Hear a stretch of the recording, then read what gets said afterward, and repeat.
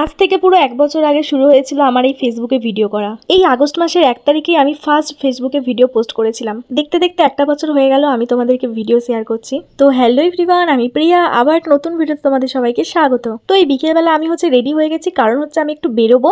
কোথায় যাচ্ছি, কেন যাচ্ছি সবই তোমাদেরকে শেয়ার করব। তো এই যে তার জন্য বেরিয়ে পড়লাম, আর দিদি যাচ্ছে আমাকে স্টেশনে দিয়ে আসতে, কারণ ওর একটু স্টেশনে দরকার ছিল, তার জন্য ও একবারে আমাকে দিয়ে আসতে যাচ্ছে গাড়ি করে। ওই যে দিদি চলে গেল স্টেশনে, আর আমি এখন যাবো টিকিট কাটতে। টিকিট কেটে চলে এসেছি স্টেশনে। আর দিদি স্টেশনে আসার কারণ আপলাইনের ট্রেনে একটা দিদি আছে, সে আমাদের পছন্দের বুটিক থেকে জামা নিয়েছে, তো সেটাই দিদি দিতে এসছে স্টেশনে। তো ওর দেওয়া হয়ে গেছে, ওই যে বাড়ি চলে যাচ্ছে এখন।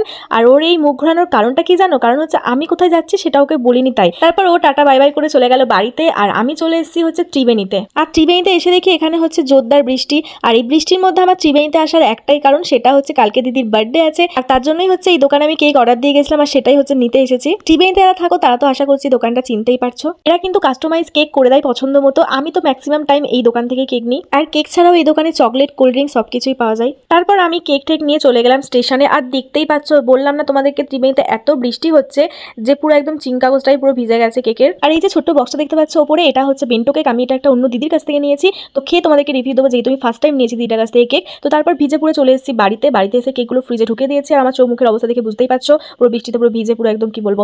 আর এই যে দেখতে পাচ্ছ আনারস, এটা মা বাজার গেছিল তো নিয়ে এসেছে। মাকে আমি অনেকদিন ধরেই বলছিলাম যে আনারস খাবো, এক প্রকার বায়নাই করছিলাম বলতে পারো। তো তারপর আমার না বাড়ি এসে ভিডিও করা হয়নি, তো আমি একবার সোজা চলে এসেছি রাত 12টার সময় দিদিকে বার্থডে সারপ্রাইজ দিতে। আর এই যে এই কেকটাই আমি নিয়েছি, তো কাস্টমাইজ আমিই করেছি। যাই হোক, তারপরে মায়ের হাতে কেকটা ধরিয়ে দিলাম, আর আমি না অনেকগুলো বেলুন ফুলিয়েছিলাম, তো সেটা নিয়ে সোজা চলে গেছি দিদির কাছে। হ্যাপি বার্থডে,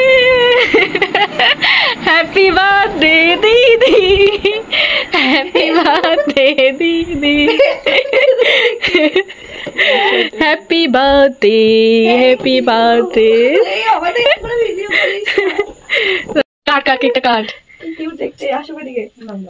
কেকটা কাট। হ্যাপি বার্থডে দিদি, হ্যাপি বার্থডে। আমার কেকটা কাটতে ইচ্ছে করলে সেই গুঞ্জালি দেখতো কেকটা, কি দারুণ কেকটা।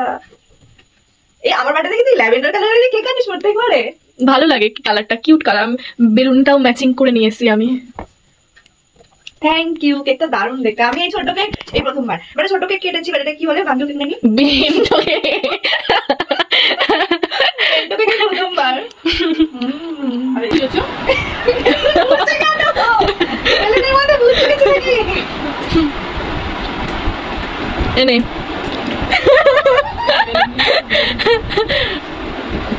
আর বেলুনগুলোর অবস্থা এক ওপরে উঠছে, পাখা দিয়ে চালিয়েছে।